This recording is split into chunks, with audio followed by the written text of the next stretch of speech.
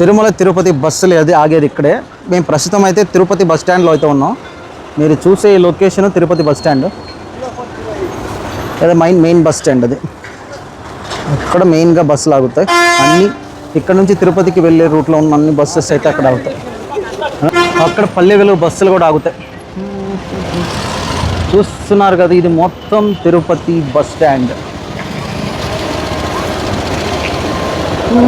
ఇది డైరెక్ట్గా తిరుపతికి తిరుమలకి తీసుకెళ్తారు కొండపైకి. అక్కడ 7 కొండల బస్ స్టాండ్ అని రాసింది చూసారా. ఇది ప్రస్తుతం అయితే స్టాండ్లో ఉన్నాం. సో మనం ఈ బస్ స్టాండ్ నుంచే ఇప్పుడు మనం తాతయ్య గుంట గంగమ్మ జాతరకి అయితే వెళ్దాం. మీకు లొకేషన్స్ ఇదే బస్ స్టాండ్. మీరు తిరుమలకి వెళ్ళాలి అనుకుంటే ఇక్కడ మీకు అన్ని ఇన్ఫర్మేషన్స్ ఉంటాయి అండ్ ప్రతి ఇన్ఫర్మేషన్స్ ఉంటాయి అన్నమాట. మీకు ఇక్కడ వాళ్ళు ఇన్ఫర్మేషన్ కూడా ఇస్తారు.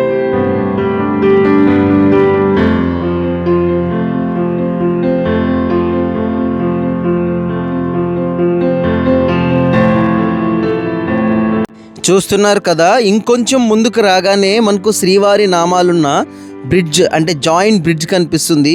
దాని కిందనే మనం ట్రావెల్ చేయాలన్నమాట. ఇలా ముందుకు రాగానే మనకైతే కొన్ని బోర్డ్స్ కనిపిస్తాయి. ఆ బోర్డ్ని బట్టి మనం అయితే వెళ్తున్నాము. ఇక్కడ చూడండి, గంగమ్మ జాతరకి ఆహ్వానము ఒక బోర్డు అయితే ఉంది. సో ఇలా ఈ రూట్లో ఇలా స్ట్రైట్గా ట్రావెల్ చేస్తే మనకైతే గంగమ్మ తల్లి గుడి అయితే వస్తుందన్నమాట.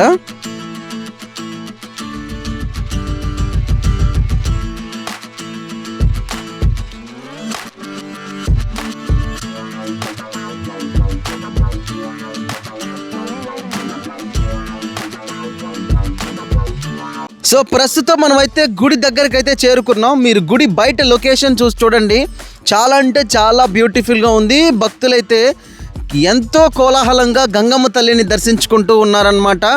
సో ప్రస్తుతం మనం పెదకాపు లేఅవుట్ అనే ప్రాంతంలో అయితే ఉన్నాం.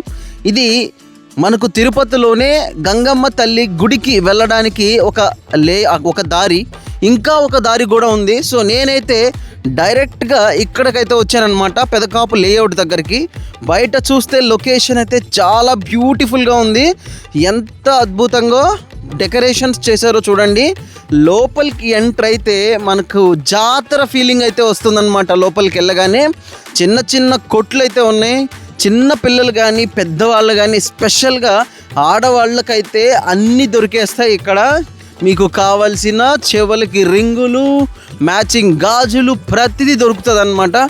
నాకైతే ఈ లొకేషన్ చాలా బ్యూటిఫుల్గా అనిపించింది. తిరుపతి చాలా అద్భుతంగా ఉంటుంది. ఒక డివోషనల్ అనే కాకుండా తిరుపతి చాలా బ్యూటిఫుల్ సిటీ, చాలా డెవలప్ అయింది. మీరు తిరుపతికి వచ్చారంటే తప్పకుండా గంగమ్మ తల్లిని దర్శించుకోండి, మీకు అంత మంచి జరుగుతుంది.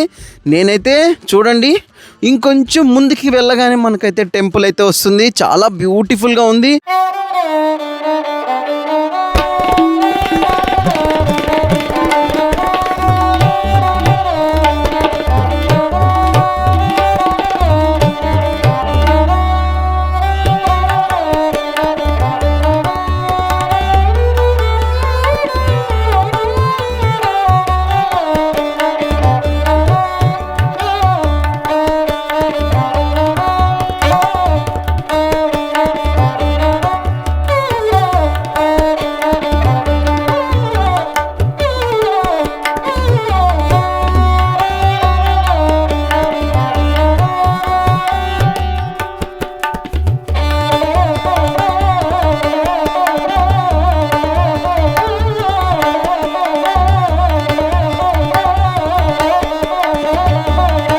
చూస్తున్నారు కదా, ఇక్కడ చుట్టుపక్కల తిరుపతి జిల్లాకి సంబంధించిన పోలీసు వారు ఎంతో పగడ్బందీగా ట్రాఫిక్కి ఎలాంటి అంతరాయం కలగకుండా, భక్తులకు ఎలాంటి ఇబ్బందులు జరగకుండా ఇక్కడ వాళ్ళ విధులైతే చాలా బాగా నిర్వహిస్తున్నారు. అంతేకాకుండా ఇక్కడికి భక్తులు ఇతర రాష్ట్రాల నుంచి మరియు ఇతర జిల్లాల నుంచి వచ్చే భక్తులకి ఎలాంటి ఇబ్బందులు కలగకుండా వాళ్ళకి తగిన సౌకర్యాలు అయితే కలిగిస్తున్నారు. ఇక్కడ పోలీసు వారికి, అంతేకాకుండా ఆలయ సిబ్బందికి తప్పకుండా మనం ధన్యవాదాలు అయితే తెలుపుకోవాలి. వీళ్ళ గత 7 రోజుల నుంచి చాలా కష్టపడి ఇక్కడ వాళ్ళైతే స్టే చేసి ఇక్కడ వాళ్ళు విధులు అయితే నిర్వహిస్తున్నారు. మనము ఇప్పుడు లోపలికి అయితే వచ్చాము. లోపలికి ఇంకొంచెం దూరం వెళ్తేనే మనకైతే గంగమ్మ తల్లి గుడి అయితే కనిపిస్తుంది.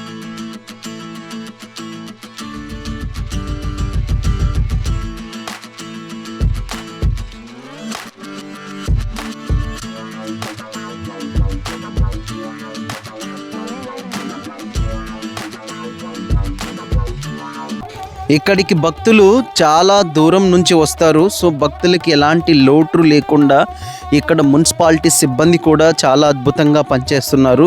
చెత్త ఎంత క్లీన్గా ఉంటేనే మనకు అంత అద్భుతంగా అయితే అక్కడ ప్రోగ్రామ్ అయితే జరుగుతుంది. సో ఈ గంగమ్మ తల్లి జాతర గత 7 రోజుల నుంచి ఇక్కడ జాతర జరుగుతుంది. ఈ 7 రోజుల నుంచి వాళ్ళైతే చాలా శ్రమ చేస్తూ ఉంటారు. అంటే అసలు ఈ గుడి ఏంటి, ఈ టెంపుల్ యొక్క హిస్టరీ గురించి మనం అయితే తెలుసుకుందాము. అలానే మన ఛానల్ని సబ్స్క్రైబ్ చేయండి మరిన్ని మోర్ ఎక్స్ప్లోరింగ్ వీడియోస్ కోసం. సో ఫైనల్గా మేమైతే టెంపుల్కి రీచ్ అయ్యాము. ఈ టెంపుల్ని ఎలా చేరుకోవాలి అనేది ఒకసారి చూస్తే, ఇది తిరుపతిలో అయితే తిరుపతి నడి సెంటర్లో అయితే మనకి ఈ టెంపుల్ ఉంటుంది. సో తిరుపతి బస్ స్టాండ్ నుంచి మీరు జస్ట్ 1.5 కిలోమీటర్స్ని ట్రావెల్ చేస్తే ఈజీగా ఒక 5 మినిట్స్లో మీరు టెంపుల్కి అయితే చేరుకోవచ్చు. అంతేకాదు రాష్ట్రాల నుంచి రావాలి అనుకుంటే డైరెక్ట్గా మీకు తిరుపతి ట్రైన్స్ ఉంటాయి, ట్రైన్స్కి అయితే రావచ్చు. అంతేకాదు మనకి బస్ ఫెసిలిటీస్ ఉంటాయి. అండ్ ఇతర జిల్లాల నుంచి వచ్చే వాళ్ళ భక్తులకి కూడా ఇక్కడ బస్ ఫెసిలిటీస్ అయితే ఉంటాయి. 7 రోజులు మీరు గంగమ్మ తల్లిని దర్శించుకోవచ్చు.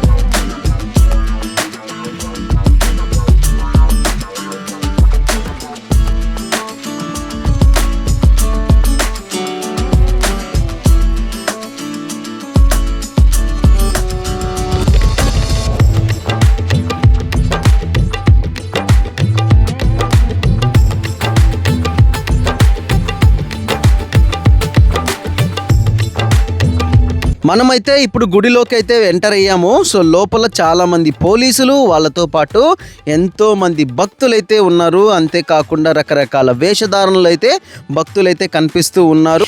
శ్రీ తాతయ్య గుంట దేవస్థానం ఇదే మెయిన్ ఎంట్రన్సు. మీకు కనిపించేదే గాలి గోపురం. ఈ గోపురంలో నుంచి మనమైతే గుడి లోపలికి వెళ్ళాలి.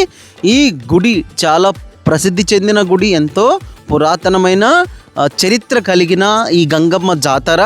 ఈ జాతరకి ఎక్కడి నుంచి కొన్ని వేల మంది భక్తులైతే వస్తూ ఉంటారు. అంతేకాదు ఇక్కడున్న తిరుపతిలో ఉన్న లోకల్స్ అయితే ఈ గంగమ్మ జాతరని ఎంతో ప్రసిద్ధిగా తీసుకుంటారు. ప్రతిరోజు ఈ 7 రోజులు ప్రతిరోజు ఒక్కొక్క వేషధారణలో అయితే ఇక్కడికి గుడిలోకి వస్తారు. మొత్తంగా అయితే ఈ జాతర ప్రతి సంవత్సరం మే నెలలో అయితే జరుగుతూ ఉంటుంది. ఈ మే నెలలో మొదటిగా చాటింపుతో మొదలై తర్వాత బైరాగి వేషం, బండ వేషం, తోటి వేషం, దొర వేషం, మాతంగి వేషం, తర్వాత సున్నపు కొండలు, ఇలాంటి రకరకాల వేషధారణలో గంగమ్మ ఈ భక్తులకైతే దర్శనమిస్తుంది అన్నమాట. అంతేకాదు ఇక్కడున్న ప్రజలు అంటే భక్తులు కూడా ఇలాంటి వేషధారణలో కనిపించడం అనేది సర్వసాధారణం. ఇక్కడ మీరు బాగా చూసుంటే ఈ జాతర బాగా ఫేమస్ అవడానికి గల మెయిన్ కారణం ఈ పుష్ప 2 సినిమాలో అల్లు అర్జున్ నటించిన ఒక పాట రూపంలో ఒక పాటలో ఈ గంగమ్మ తల్లి జాతర గురించి చాలా చక్కగా చూపించడం జరిగింది. ఆ పాటతో తిరుపతి గంగమ్మ జాతర చాలా ఫేమస్ అయింది. అంతకు ముందు నుంచే తిరుపతి గంగమ్మ జాతర అంటే రాయలసీమలో చాలా ఫేమస్ జాతర. కానీ ఆ పాటతో మొత్తం జిల్లాలకి, రాష్ట్రాలకి, అలానే ఎంతోమంది ప్రజలకి ఈ జాతర గురించి బాగా అద్భుతంగా తెలవడం జరిగింది. ఆ పాటలో భాగంగానే పుష్ప 2 మూవీలో అల్లు అర్జున్ చీరకట్టులో కనిపించడం అనేది ఒక విశేషం అన్నమాట. అలాంటి చీరకట్టులో మీరు ఇక్కడ చూస్తే ఎంతోమంది మగవాళ్ళు ఆడవాళ్ళ వేషంలో కనిపిస్తూ ఉంటారనమాట. సో ఇది మనకి ఇక్కడ చాలా ఆశ్చర్యానికి గురి చేస్తుంది. అంటే ఎక్కడి నుంచో దూరం నుంచి వచ్చిన వాళ్ళకి ఇది ఒక వింతలాగా అనిపిస్తుంది. కానీ ఇక్కడ ఒక ఆచారం లాగా తీసుకొని ఆ మగవాళ్ళు ఆడవాళ్ళ వేషంలో అయితే కనిపిస్తారనమాట. మొదటి 7 రోజులు పూర్తయ్యాక తర్వాత గంగమ్మ జాతరను అయితే చేస్తారు. చివరిగా గంగమ్మ జాతర అయిపోయిన తర్వాత విశ్వరూపాన్ని చూపిస్తారనమాట. అంటే గంగమ్మ తల్లి యొక్క మొహాన్ని చూపించి ఆమె చెంపల్ని అయితే కోస్తారు. సో ఇలాంటి ఒక ఆచారం అయితే ఇక్కడ ఉంటుందన్నమాట. ఈరోజు అంటే నేను ఈ వీడియో తీసేటప్పుడు గంగమ్మని చాలా అద్భుతంగా అయితే డెకరేట్ చేశారు.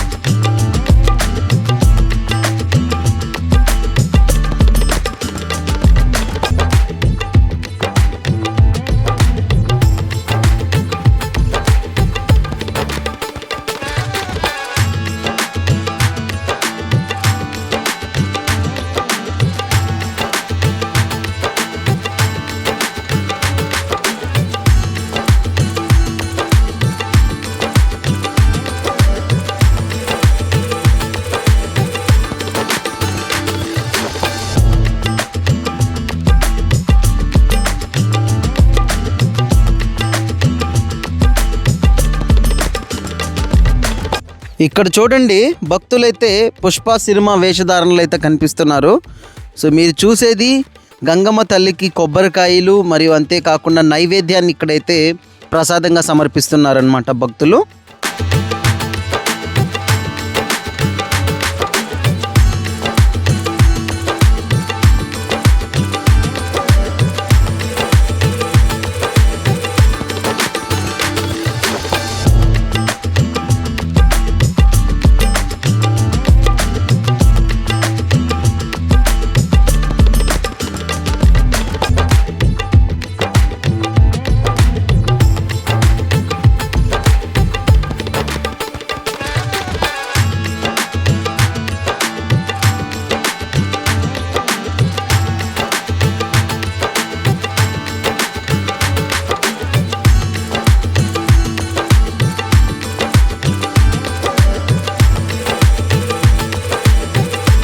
తిరుపతి గంగమ్మ జాతర గురించి మనమైతే పూర్తి వివరాలని తెలుసుకుందాం.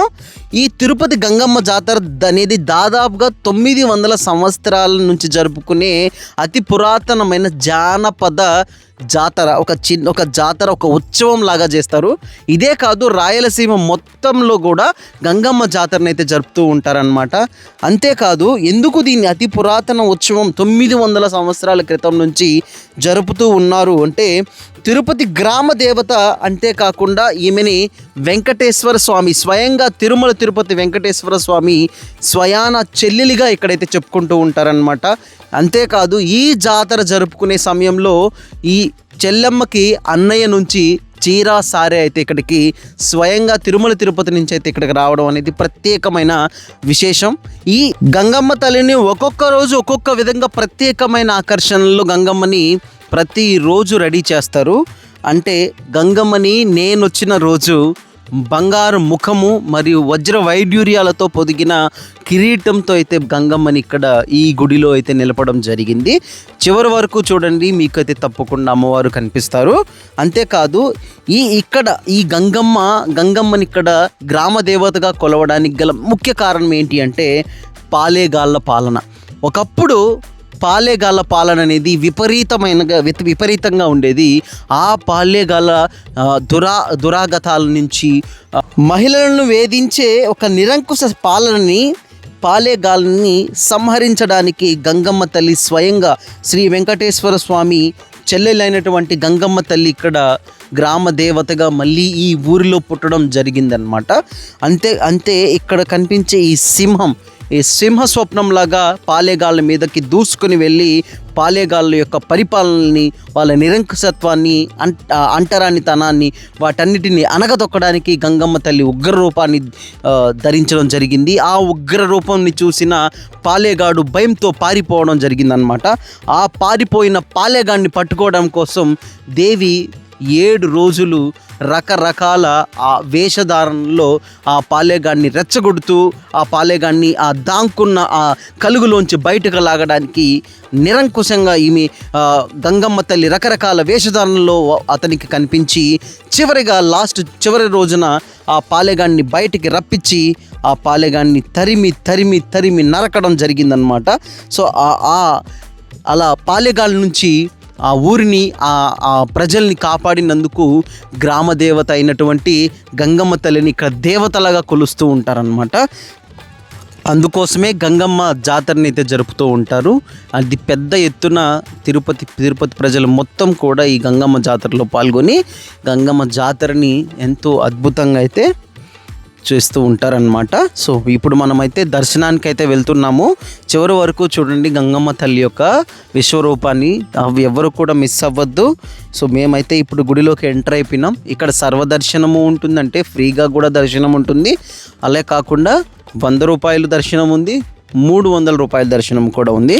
నేను ఈ జాతరకి ఇదే మొదటిసారి వెళ్ళడం అనమాట. ఈ జాతర నాకు చాలా బాగా అనిపించింది, అంటే చాలా అద్భుతంగా అనిపించింది గంగమ్మ తల్లిని దర్శించుకోవడం. అంతేకాకుండా ఈ గంగమ్మ తల్లి యొక్క జాతర యొక్క విశేషాలని తెలుసుకోవడం అయితే నాకు చాలా బ్యూటిఫుల్గా అనిపించింది. లోపలైతే గుడి లోపల వైబ్ అయితే చాలా చాలా బ్యూటిఫుల్గా ఉంది. మీరు తప్పకుండా జాతరకి వెళ్ళుంటే కామెంట్ సెక్షన్లో కామెంట్ చేయండి. అలానే మన ఛానల్ని సబ్స్క్రైబ్ చేయండి. చివరి వరకు చూడండి ఈ గంగమ్మ తల్లి యొక్క నిజ స్వరూపాన్ని.